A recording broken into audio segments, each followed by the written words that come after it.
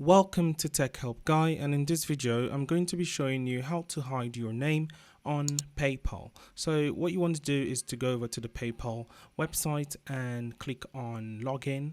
Once you're on the interface of the platform, you can see on the left top corner here, that is my business name, and on the right hand corner at the top is my actual name. So if you want to change or hide your name on PayPal, you need to have a business account. If you don't have that, just go over to account settings and make sure to change that. Once you're done with that, to hide your name, just click on account settings, and once you are on that part of the page, you need to go over to the left hand side and scroll a little bit down to where it says business information.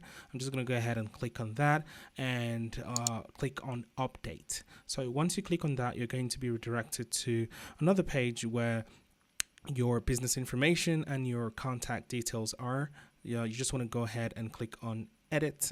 Once you do that, you'll be able to make changes to your name in order to use an anonymous name or a different name from your actual name. Let me know in the comments if this video helped you. Make sure to hit that like button and consider subscribing to our channel for fire updates on everything tech.